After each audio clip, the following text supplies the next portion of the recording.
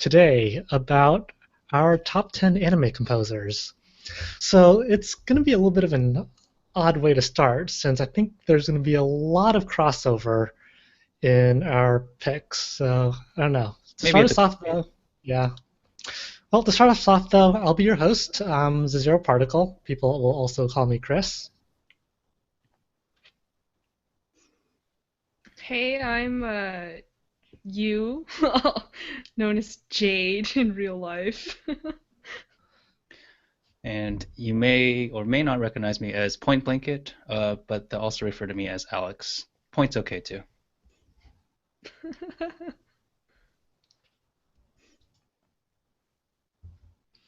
Yep. So with that, yeah, I predict like at least there's going to be plenty of crossover between our lists. But I guess just before we get into that, go that far, how did people go about choosing their favorite anime composers? I know for me, I started off by just going through all the soundtracks that I've listened to, and tried to pick out the ones I really enjoyed and which composers did those works, and also to look at their works and also in see if any of them were really consistent because that's something that I felt was really important. So, what about you guys?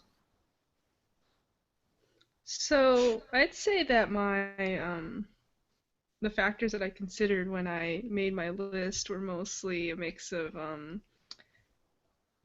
how much I'd listened to it before, how much I considered that they did something interesting, um, and maybe a mix of genres. Like, there are definitely some composers that didn't make it on because I felt like they rehashed certain genres that were done better by other people. Hmm. Okay.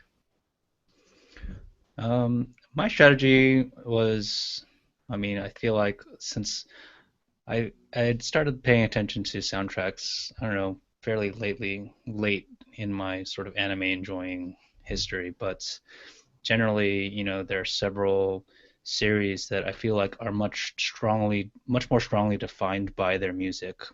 Um, so my strategy was kind of a mix of picking series that strongly resonated or things that I remember a lot, as well as considering, composers who were able to write music um, that were really able to drive the direction of the anime through the music, or music that really just shaped the anime itself.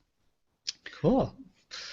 And on top of that, how difficult was it to make the list? Because I know the last time we did the post about anime composers, there were a lot of people who submitted composers, and I think we had about 90 unique entries. So was it really difficult for you Wow. to choose between all those composers? Because I know I had to leave some off. So if you were to look at my honorable mentions list, it included names like Akira Senju, who's done great work previously.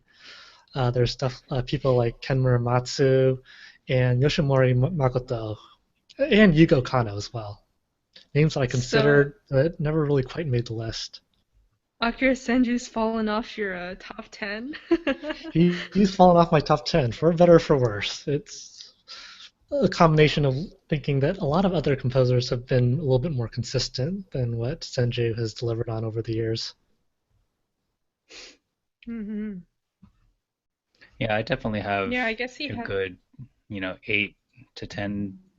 I think I have an honorable mention list that's as long as my top 10 list, if not longer. Yeah, I'd have to agree. There's a lot of people who've like done one significant thing and then kind of dropped off the face of the earth. And I feel Yeah, like they deserve a mention, but they just haven't done anything else, so they can't really compete. yeah, I agree. Sounds good. Okay, so the format that we'll be doing this is we'll be going through our top 10 anime composers of all time. In the meantime, I'll still look at the chat screen from time to time. If you guys have any questions you wanted to say for the Q&A, feel free to ask us. And until then, let's start off with number 10. So number 10 on my list, who was 7th on my list 5 years ago, is Yuki Kajiura. Interesting. Yeah, so Yuki Kajiura, we know that she's done a lot of amazing works over the years, ranging from noir, where I first heard her works, Then going on to My Hime, which I think is her second best work. Kara no Kyokai was also pretty solid, and of course everyone knows about Madoka and Sword Art Online. The reason why she's fallen so low on my list is because of how consistent her music sounds, for better or for worse. So she's not really a composer I'd marathon for any good length of time because she'd get pretty boring quickly. So I don't That's know. fair. What are your guys' thoughts on Kajira? I think it's an interesting downgrade, um, but I think the points you bring up are fair in that her style is generally considered same-ish, and um, I would also agree that generally her older works are better than the more recent contributions. Yeah, I'd have to say that my experience with Kajira has been like 3 or 4 tracks from each soundtrack that really stick out. But recently, I feel like a lot of the stuff she's been putting out has been basically a reskinning of the same thing again. Makes So, sense. yeah, she's got to do something new and fresh. Yeah, that'll remain to be seen. All right, you. Oh, my 10th? Your Okay, so 10th. we're not going through your whole list first. Not going through my whole list first. All right, let me. Actually, can you skip to Alex for a second? I seem to have closed my list. Uh-oh. All right, Alex. Okay then. My 10th, this was actually a very tough decision. I think the last three or four could easily be exchangeable, but 10th on my list is actually Masumi Ito. Masahito. That's an interesting pick. When I was going through lists of contributions, there was a lot that did actually stand out as being very definitive and shaping the anime. These were things like Kanan, Chrono Crusade, Kyokai no Kanata, Red Data Girl, and I've always also really enjoyed her contributions in the ending themes for both Humanity Has Declined and Red Data Girl as well. So I think she has a very distinctive style, and it definitely suits my sort of always has that traditional flavor um, that I think brings a great color to anime. Yeah, I think of all her works, I liked Bungaku Shoujo. Library Girl, is it? Yes, Yeah, Library or Girl the Book Club best. Girl. Yeah.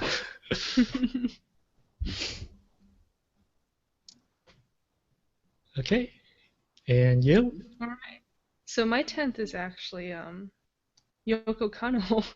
Yoko Kanno Not for really 10th. because I consider her bad by any means. She's just been pushed down by other favorites, I suppose. I've always been a fan of her more orchestral works because they sound so, well, high budget, and that's certainly rare. Um, but she hasn't done anything of that sort since, I guess, maybe Aquarian, Across Frontier. So it's been a little sparse lately. That's true. Yeah, well, I hear there's a new Macross anime in the works, so hopefully we'll see her reprise that role once again. So it sounds like Consider an anime. you've somewhat strongly discounted her because her more recent stuff doesn't suit your taste as much. That's definitely true. Yeah. All right, so now let's move on to number 9. For my pick for number 9th, and completely new to my list this year, is Tsunayoshi Saito. Huh. Yeah, he's probably best known for all the soundtracks he's done for Fafnir, and I feel like his orchestral style just really stands out, as well as being one of the few anime composers who actually puts a piano concerto in pretty much every single one of his works.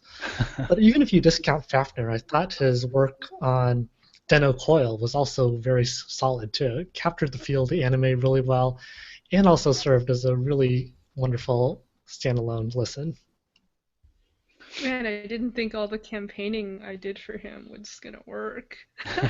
Yeah, well, My he was already kind of on the list before your campaigning started, so I guess this kind of this affirms your campaign work. Coincidentally, my ninth is also Tsuneyoshi Saito. Okay. Um, I actually really enjoyed some of the other things he's done that you haven't mentioned, like Idol Masters and Aglasia and the XX Holic movie.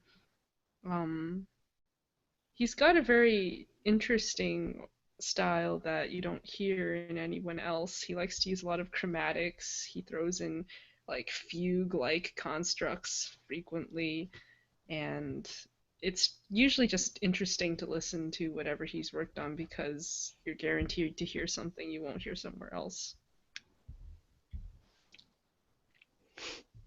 I All have to right. admit that uh, I haven't heard a lot of the works that you mentioned, so I think it's something I definitely have to put on my list, my growing Certainly not backlog of soundtracks popular. to listen to. I Yeah, think I those Not definitely anime popular. streams are have. popular.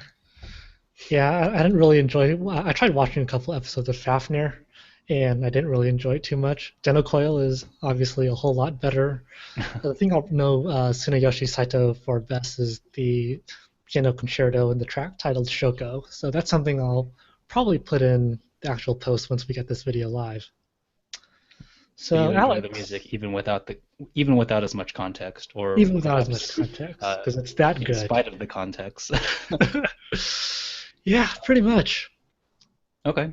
It sounds like a very different rating approach than perhaps that I might have taken, but I You're think I there to also throw some variation into generally the explore. show. I think I explore fewer soundtracks than both of you do. But anyway, ninth on my list and is actually Jun Maeda. I think Oh, okay. he's perhaps a very well known name, for the light novel adaptations. Um, if I was purely judging based on, technical merit or perhaps, uh, inst like uniqueness of like instrumentation, he might go further down. But in terms of shaping the style or the mood and the atmosphere for so many well-known works like Air, Clannad, Canon, Little Busters, and more recently Charlotte, I think it's just there's always this, again, you might say it's same-ish, but I think it's a very effective sound that he's able to contribute towards the works that I think it's kind of subtle, but it also I think he really is able to enhance the tender moments in those shows well, and so I think he definitely deserves a place on my list. Yeah, I guess on top of that, he also does. I guess one of my favorite anime opening themes, the opening theme to Clannad After Story, was also composed by Maeda. Mm. And Angel Beats, obviously, My Soldier Beats, also a very solid work with Leah. Yep. Okay, we move on to number 8. Number 8 on my list is also a new name that hasn't appeared in my previous list, and that would be Shigeharu Sasago, probably better known as the guy behind the Shoro Club and Kokoya. Okay. So this was really basically a kind of a balancing act. Like, do I pick from Aria? Do I pick Takeshi Seno, or do I pick the members of the Shoro Club? And I eventually settled on Shoro Club because I really enjoyed what they did on the Yokohama Kadaishi Kiko soundtrack, Light Country Cafe. That was also really relaxing, and you could kind of see it as the precursor to Aria. Aria, if you've read the site at all, you'll know that it's one of my masterpieces. One of the soundtracks I consider to be a complete masterpiece because it's just so relaxing. It makes No you bias just at all. yeah, no bias at all, completely. It just makes me feel so relaxed. And if you look at the works he's done for Kokoya, so that would include anime like Ristorante Paradiso, and the other one was Crosse in the Labyrinth. Those are also very relaxing works, and it might sound a little bit of the same, but somehow I think the flavor that he brings to anime soundtracks is different enough and distinctive enough that I'd definitely recommend him as a composer for people to check out. Well, I'm Yeah, I all guess about the only the. other Sorry, go ahead. I guess the only other thing that Senu ended up doing in Arikon Yep, was in a bit Arikon. like middle of the road. It was cute, but not too special. So good choice on that dichotomy. Yeah, I'm all about the quiet, easygoing, easy listening background music tracks. Uh, I listed Shoro Club as one of my honorable mentions, but I didn't think to check out, the actual people behind it. I guess I didn't do enough research. It's all good. All right, you. All right, so I guess my number 8 also fills a similar niche of like relaxing. I listed Ken Muramatsu for my Oh, eighth. okay. Um, Mostly because I'm a sucker for piano.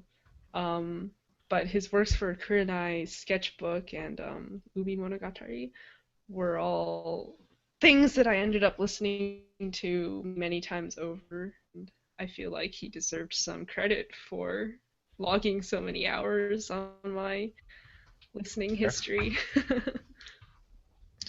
No, I mean Muramatsu is definitely a very solid choice. He didn't make my list, obviously, but I really love the work he did on Sketchbook. I think that's still my favorite out of his works.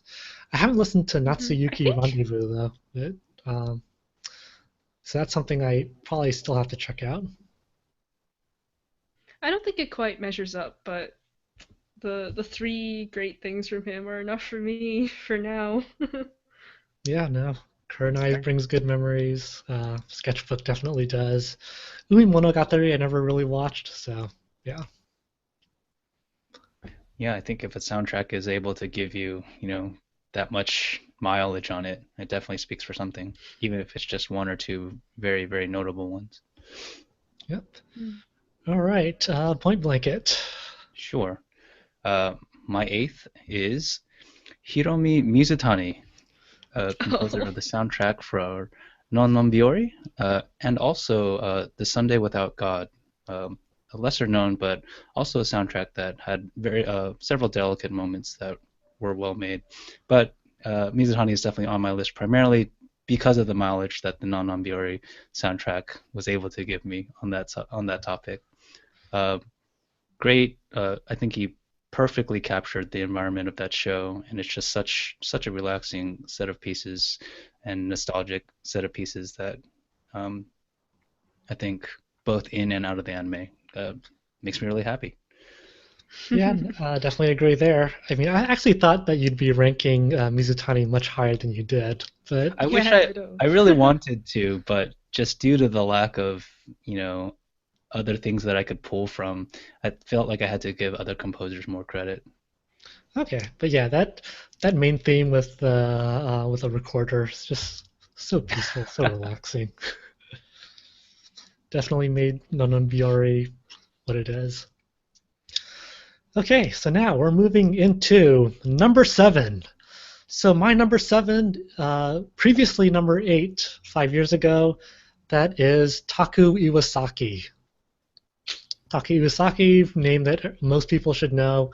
He's done works from Kenshin, Read or Die in the early days, and then moving on to shows like uh, Gurren Lagann. That's probably the one that most people will remember him for. But he's also more recently worked on Gatchaman Crowds and part of the JoJo Bizarre's Adventure series. And I really like him a lot because he's really good at capturing the atmosphere and is probably one of the best anime composers when it comes to just badassity. So his work in Katanagatari with Is Lotus that a Juice, word? It is now. it is now. But his work with Lotus Juice on Katanagatari was amazing. Uh, the rap, the combination of rap and opera in Liberi Me from Hell from Gurren Lagann was really interesting. But his older orchestral stuff is just really beautiful. Yes. And I'd say that the Kenshin, the second OVA, Seisohen, is definitely one of my favorite anime soundtracks of all time. Can't disagree there.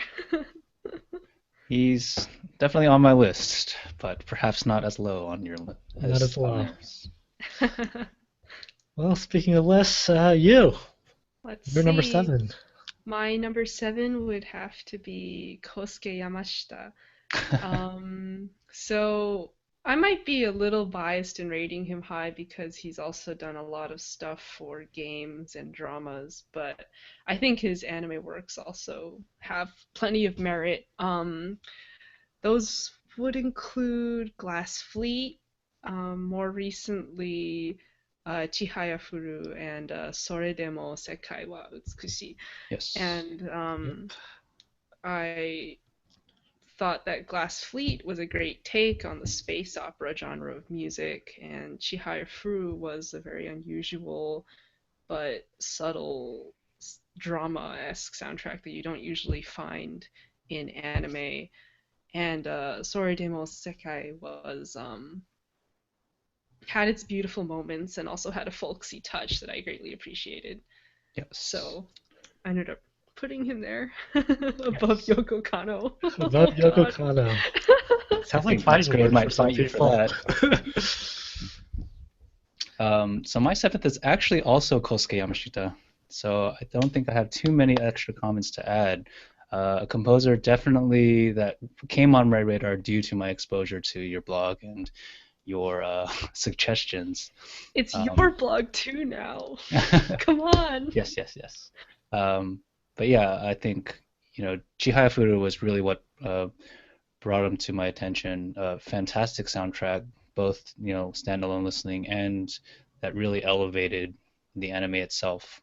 Um, there were very memorable themes for different characters or different parts of the show, whether it were the action sports or the just drama elements, and that were just also just very lush and well orchestrated. I also enjoyed The World is Still Beautiful, or Sekai wa Soremo Sekai. Glass Feet, I'm not as familiar with, but I it is something that I would definitely consider checking out after recognizing the other works. Yeah. The only thing to watch out with Glass Fleet is that he seems to enjoy putting 2 tracks in one. So definitely pay attention to Yeah. that. Awesome. So now we move on to number 6. Previously number 9th, 5 years ago for me, the composer behind such fine works as Gunslinger Girl, that would be Toshihiko Sahashi. Hmm. And I guess Sahashi is more of like a throwback kind of vote because a lot of his recent stuff isn't as solid, but the stuff that he's done is just amazing. Gunslinger Girl was my first exposure to his works, and the orchestral music that he did was just brilliant. Later on, you introduced me to Simoon's soundtrack, and those were really amazing. You could hear a lot of classical influences through there. And then, of course, he also uses a part of the A Team's theme in Full Metal Panic, which I thought was pretty funny as well and also enjoyable. Nice. Sahashi all the way.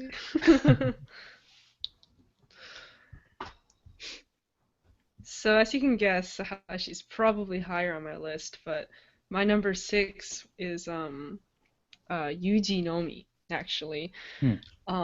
It's true that he's only done, I think, 4 things in anime at this point. There's Nichijou, most recent, well, not most recently, but Bokurano. Nichijou, the cat, Bokurano, the cat returns, and that I forget the name, the one where Whisper of the Heart or like something like say I that? say I love you or something like that, and Okay. Whisper of the Heart. Darn, I can't remember what it's called, but oh well. So Yuji Nomi typically gets a high budget, which is probably part of the reason why I gravitate towards him, but he has this knack for writing very warm, whimsical pieces that I don't see in anyone else. Hmm. Um, Especially in The Cat Returns and Nichijou, you have these beautiful little like vignettes, and I really like that, I guess. Yeah, no disagreement there. I mean, Cat Returns, the theme for the main character Baron, it's just so adventurous. Like, makes you just kind of want to sail out and fly out and explore the world beyond because his music just crafts that really well. And then, of course, in Nichijou, his ability to capture some of the mischievousness through some of his themes is also amazing. Cool. Agreed. All right, I guess that leaves it to my number six. I have my number six listed as Makoto Yoshimori, uh, listed for works such as Natsume Yunjincho, Natsume's Book of Friends, uh, but also in very different styles, Durarara, Bakano, and Hamatora, which I feel like those last three are a little bit closer in style, but also very, very notable in their ability to shape the world in the anime that they were involved with. And all like I feel like they were all generally very fun, playful, and um, very prominent soundtracks. But yeah, I mean, I think just due to the number of things that I enjoyed, uh, certainly deserved a place on my list. Also, I really, really enjoyed Natsume as an anime, and the soundtrack is definitely a contributing factor to that. So Is the track there you with go. just the fly sound your Sorry. favorite? Is the track with just the fly sound your favorite? Uh, no, it is not. He does have a tendency to do like a lot of the weird stuff, making like Hmm. springy noises, or yes, that But infamous mosquito. But yeah, it sure, adds to the I say atmosphere. I think it deserves some credit if you're able to incorporate such creative or unique sounds as part of an to fit the context. But Hmm. Yeah, I remember how in Princess Jellyfish he did a really good job of just capturing how awkward some of the characters were socially. So Yeah. credit to that. I was also a fan of what Hotarubi no Mori. The piano work in that one was also very hmm, pretty. Mm. And I guess Yoshimori is also um very good at his own brand of jazz. You don't really see that in anyone else, I yes, guess. Yeah, like Wakano especially. Guns N' yes, Roses. Guns N' Roses. a lot of that kind of urban, playful, jazzy feel. Hmm. Okay, so that wraps up for number six. Moving on to number five. Also a new name on my list this year. That would be a very good composer, one who graduated from Juilliard and has done works for Real Drive, but a lot of people will probably know him better for things like Ouran High School Host Club, or of course, Death Note. That would be Yoshihisa Hirano. And I think with Hirano, his musical education just kind of shows. He's used a lot of classical tropes in his music, whether it's the Rondo alla Turca in Oran's music, or you get, of course, O Fortuna from Carmina Burana, which can be heard in Death Note. But I do have a soft spot for composers who really go all out with the classical music, and Hirano is definitely one of the best out there in the area of anime music. Hirano's also just a cool guy. Like he takes on a lot of jobs for shows for little kids just because he says that that's the best place to start reaching out to people to get them interested Hmm. in classical music. Like there was Yeah, actually an interview about that. I guess I could look it up later. yeah, because I mean, Tengen Dryland, that's a show for kids, right? And it's not exactly Hmm. one that really entered people's radars. Mhm. I don't know if Hunter x Hunter is considered a little kids show. There's I obviously think some it's mature like stuff. definitely a younger audience Okay, too. but yeah, Anything that long tends to draw a younger audience. for people watching, Tekken Dryland, very obscure anime, but fantastic soundtrack. I think we rated that our soundtrack of the year for 2013. And then Hunter x Hunter is also very, very good. All right, moving on to you, Number five, right? So my number number five. five is a composer we've already mentioned, Taku Iwasaki. Um, He hasn't fallen quite so far on my list because I guess I still appreciate his more recent stuff more than Chris does. There's been plenty of, well, he's been experimenting on more electronic genres in his more Yes. recent works, like Gatchaman and Mahoka, um, and JoJo's too, actually.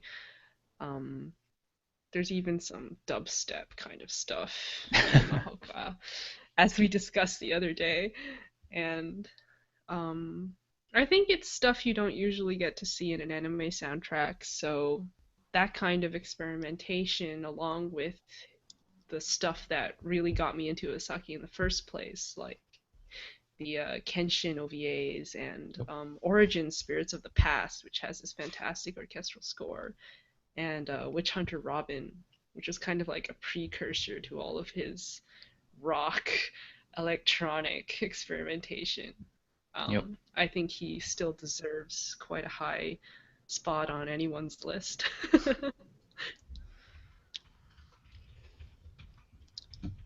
All right. So yes, Point Blanket, Number 5. number So 5. I feel like my top 5 can also be very malleable, if not equivalent, for different reasons. Um, but I originally had my number 5. I want to say these were like arbitrarily picked. So my number 5 was listed actually as Michiro Oshima, which I imagine is much higher on everyone else's lists. But so I'll have to defend myself a little bit here.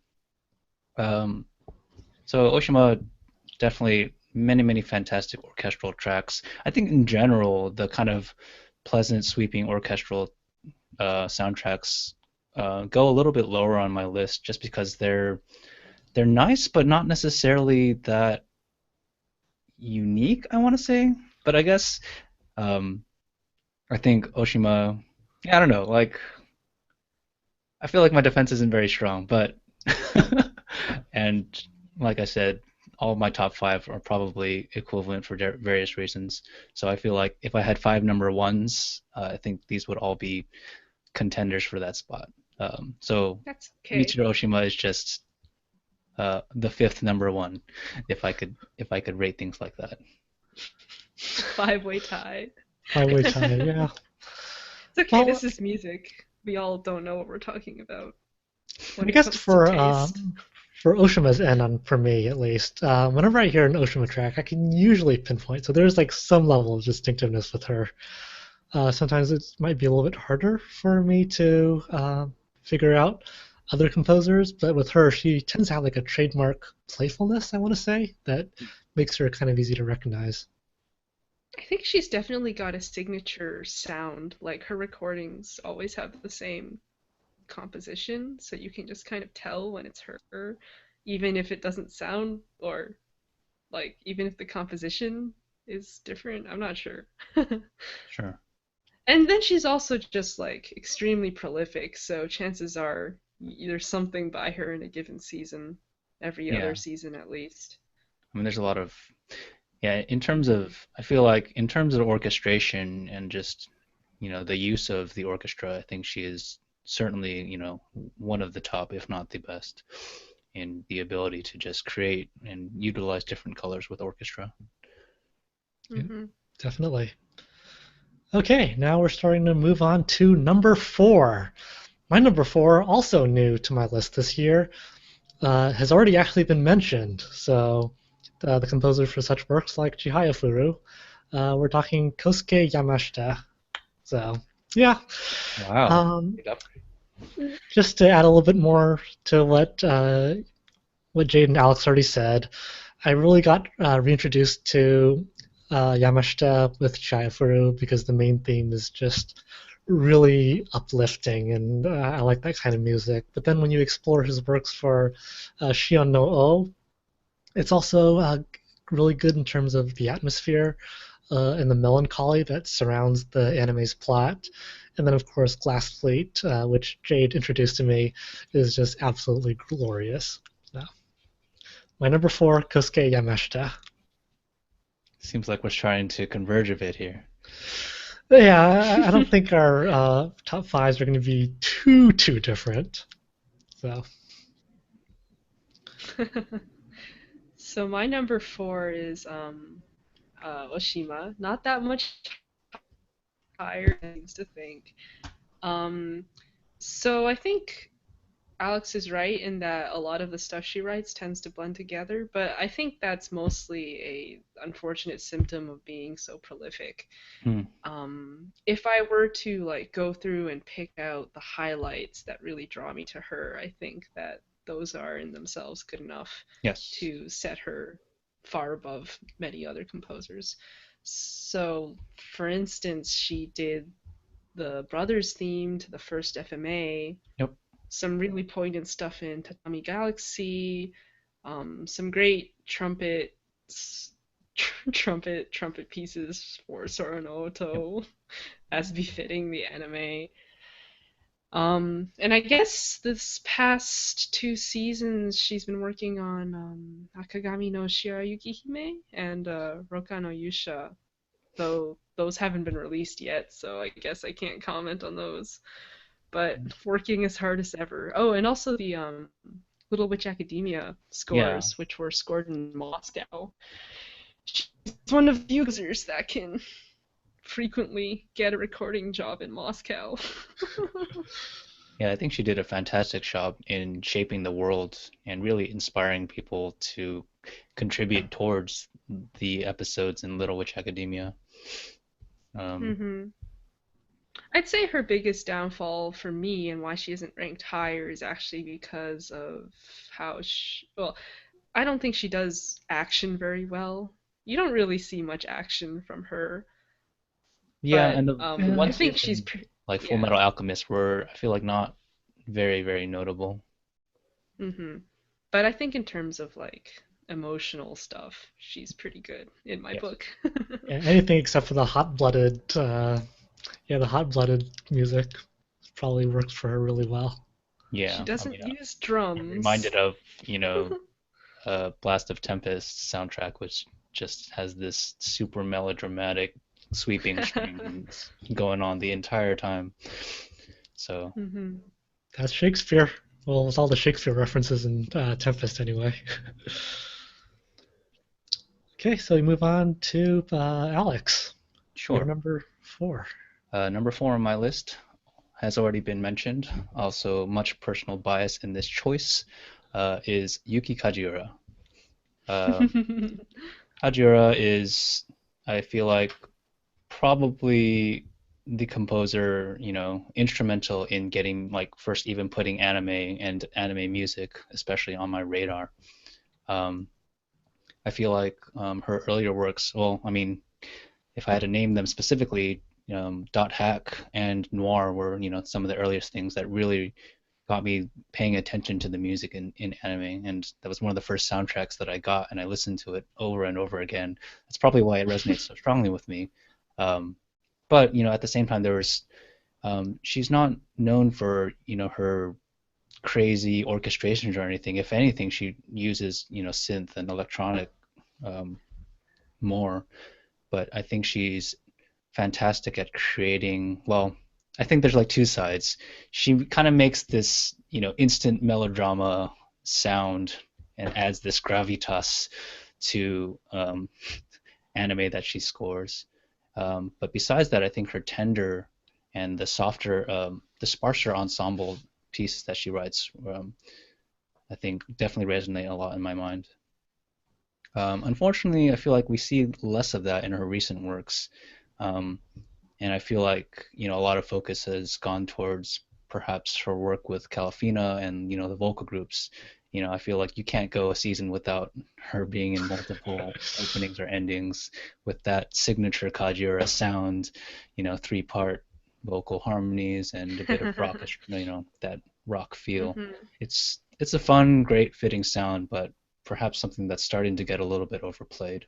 So I definitely enjoy Kajiura for her older works, especially in Tsubasa Chronicle and Dot Hack.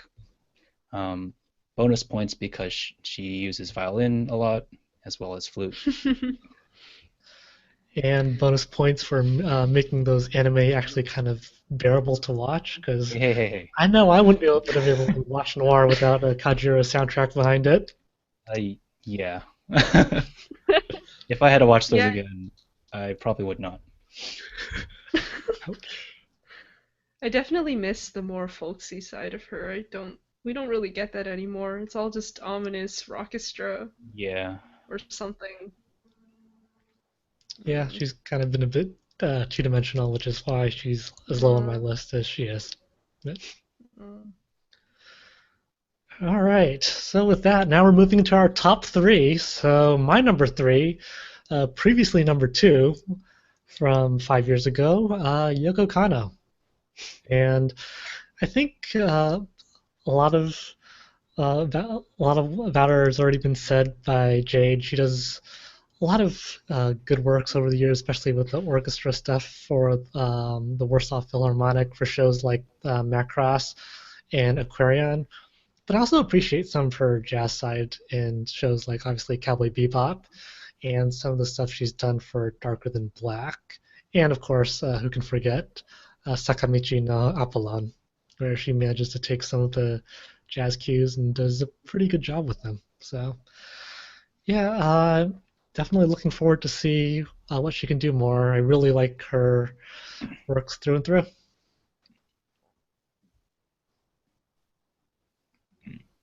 she's Okay. been writing songs though recently. I guess I haven't looked at them too closely though. Independent labels or independent albums? No, I mean like I thought she composed a few like openings or something. Oh yeah, I mean that's also something that shouldn't that people also tend to forget. She's composed openings to Escaflowne. Mm. She's done openings, or was it I think themed to Cardcaptor Sakura? A lot of works in combination with Maya Sakamoto, and Maya's well, at least as of 5 years ago, was still one of my favorite artists out there. mm. Mm-hmm. So yeah, can't forget her for that. All right, so Jade, number three. So my number three is Yoshihisa Hirano. Um, for many of the same reasons that Chris listed, I like his classical influence. He's done great things in Death Note or in High School Host Club. I particularly like some of his other random things where he mixes in themes that aren't quite so classical, like Kimitsu the Revelation, which has this great like spy themed soundtrack with lots of subterfuge and some a great like car chase action track. Um, and then of course he does the O Fortuna better than anyone else does. um, and I really liked the what Paganini variation references in Real Drive. That Hmm. It's was pretty also fun. very good. Yeah. Now you're Plus, like comparing them to like the classical composer grids. he's probably the closest to that out of all other anime composers. Hmm. Um, I guess. And I guess it makes sense since he's been trained in Juilliards, but cool dude. Wants to spread classical music to kids, writes Yeah, great classical music, I give scores props to for that. anime.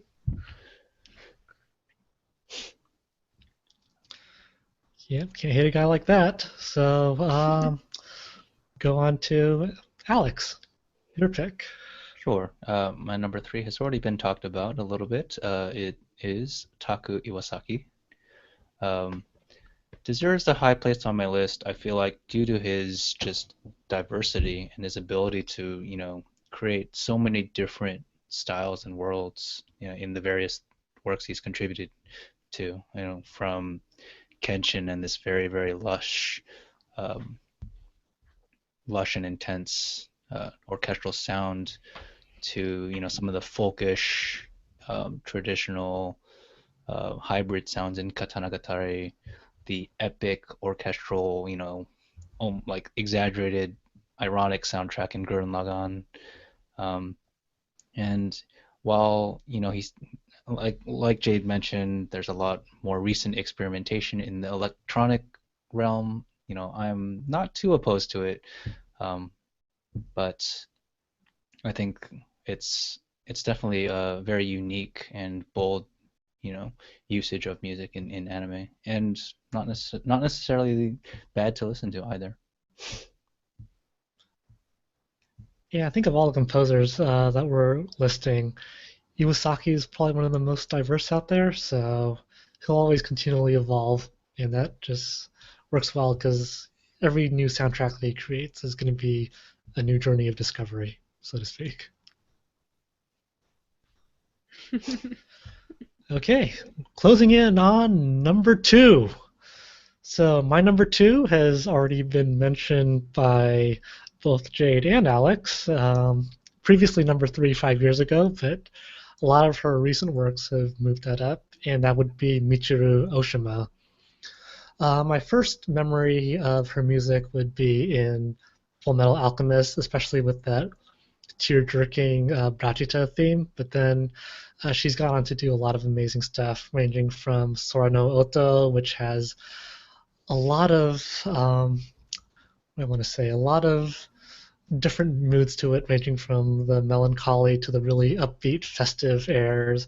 And then you had Tatami Galaxy, which is also kind of in the same vibe. You had a lot of the upbeat tracks, but also the main character's theme, which is one of the most beautiful violin themes and piano themes that I've ever heard. So Oh, it's she high definitely praise. she definitely nails it really well, and I'm definitely looking forward to see some of her more recent work since, yeah, everything from Full Metal Alchemist all the way to Little Witch Academia to, oh my gosh, Zetsu no Tempest, which also has a really wonderfully melancholy violin piece. I don't know, It I is just the love playing it wherever we go. melancholiest of melancholy. Melancholy is so melancholy. He used to get his fix of melancholy from Akira Senju, but Senju kind of fell off the planet, Off so the I map. guess Oshima's filling that gap now. Pretty much. Pretty much. All right, Jade, you're number two. So my number two is gotta be Toshihiko Sahashi. Um, I first ran into him, I think, through Chris actually in Gunslinger Girl, but that Gunslinger Girl is great, but wasn't quite my favorite. My favorite has got to be the soundtrack for Simoon, which I did end up giving a masterpiece rating for in a review I wrote like 3 years ago or something. But Simoon really embodies what I love most about Sahashi, which is this great mix of jazz and classical and like 90s music all in one. And I haven't really heard this from anyone else. And quite frankly, I haven't heard anything else that sounds like Simoon yet. And I just, almost every track is engaging. It's very fast paced. Um, and well, I wish he were still active, but he's not, unfortunately. Other than that, he's done like fantastic themes for like Steel Angel, Kurumi, Black Blood Brothers, Element Hunters, and also Gundam Seed, for which he ended up recording a symphonic score in London, actually. So he's got a big repertoire of things, even though he isn't active anymore, and that's too bad, honestly, because he was great when it lasted. Yeah. Yeah, I just kind of wish he'd write more stuff. Or I think the biggest issue for him is just getting the budget to do what he really wants to do and what he's really good at doing. Yeah, Yeah. I feel like, if anything, the newer animes are lowering their budgets for music to give more room for the art or the voice actors. I feel like Sahashi's style was also kind of an artifact of like the 80s movie music, Sentai kind of thing, and it's just not what shows these days are looking for, Mm, unfortunately. yeah. Because it's fun music, but I guess it doesn't fit the mood anymore. Yeah, I feel like a lot of music is being directed to, be less prominent, be, Mm-hmm. more in the background. Mm-hmm. unfortunately for orchestral music geeks. Yeah, I'll That's definitely have why to. we fled the Western scene. Yes, Oh man, yeah. I'll definitely All have to right. put Simoon on my to listen list. Do Um, High it. praise from the both of us. So yeah, yeah, you're definitely. about due. I mean, if there are composers on your top 10 that haven't been put on my radar yet, then I haven't been paying enough attention. Yep. All right. Um, Number two on my list, I guess this probably is not a huge surprise. I think I'm the first to mention it, so I guess he's higher on both of yours. Joe Hmm. Hisaishi of Who? Studio Ghibli fame. Oh, just that guy, that Joe Hisaishi. Um, it would not be. I think no list would be complete without this name. I mean, he's so iconic, so iconic in even like outside of anime circles, people know his name for his works in movies. I think he has a very very unique style of of composition. Like he's able to use the orchestra in very. I mean, it's his style. It's his own style. Like you can instantly recognize it, and at the same time, it shapes the world. It goes so well with the movies that he's scored for. Um, and yeah, I mean, bonus points also for just great piano, very very notable piano usage in many of his soundtracks as well. I guess an extra. Also, I should mention that. I guess I mean I think he's also very, very strong in his thematic composition. Each of the movies he's contributed has, that main theme that everyone kind of knows, whether that's uh, Princess Mononoke or Totoro or Spirited Away, Howl's Moving Castle. Each of them has um, their main motifs that he weaves throughout its soundtracks really well. Hmm. Yep. All righty. Yeah, and we that goes into our number one. And my number one, still number one from 5 years ago, Joe Hisaishi. And Surprise! I don't really know what else I could say because Alex gave a pretty good description of why he's just so good. I mean, every single movie that he does has this thematic element that's well weaved throughout the entire piece, whether it's the waltz in Howl's Moving Castle or the latest work, The Wind Rises, where you have that theme that just kind of floats around, and of course Spirit Away, which has a really nice melancholy atmosphere that just weaves its way through. So I think the only thing I can really add is that my favorite work of his, tough one, I'd probably give it to Kiki's Delivery Service.